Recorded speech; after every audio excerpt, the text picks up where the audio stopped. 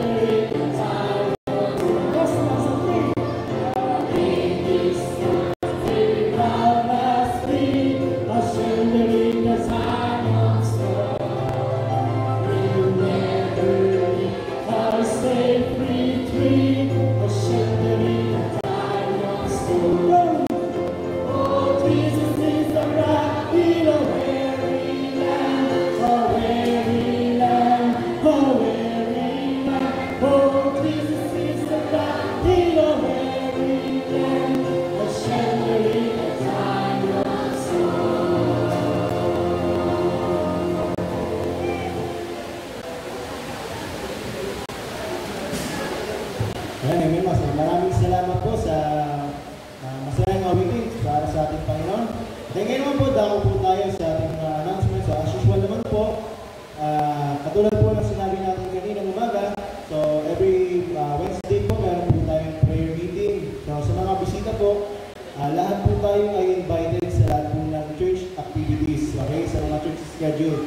So meron po tayong prayer meeting kapag Wednesday, and also sa Saturday, meron po tayong challenge night. And then also, tuwing last Friday of the month, meron po tayong prayer vigil. So, katulad po nung nakakang Friday, tayo po ay gumanap ng ating prayer vigil hosted by TSW 3, I think, no? So, salamat po sa Panginoon. And also, tuwing Sabado po, meron po tayong visitation. Okay? And also, siyempre, pag Sunday, meron po tayong Sunday worship, and then also sa Sunday school. Kaya po lahat po ng mga kahit po mga bisita, and then mga membro ay hinihipitan po natin na lahat po tayo ay makadalo upang tayo po ay matuto ng doktrina. Okay? So, sa mga natin announcement po, siguro si Pastor na lang po mamaya. And then, syempre, yung mga responsibilities naman natin bilang church member, yung mga kabayarin po, no? Sa kay Sister Show, na lang po. Okay? So, ngayon po, dako po tayo sa ating special ng, siguro sa mga bisita pa rin, no? Yung mga nanatili po sa bisita natin sa ALS, kay Sister Vilma, and then meron pa po ba na bisitang nanatili? Okay, yung bata po, and then sila. So, amen po, no, patuloy po kayo sa Panginoon. Alam niyo po, may plano po ang Panginoon kung bakit naging teacher niyo po Sister Vilma sa ALS. At ang plano na yun ay para po kayo ay madalas sa simbahan. Okay? Ngayon po, dako po tayo sa ating special number. Tawagin po natin. Magbibigay ng special number si Sister Sheila Marie. Be honest. Okay?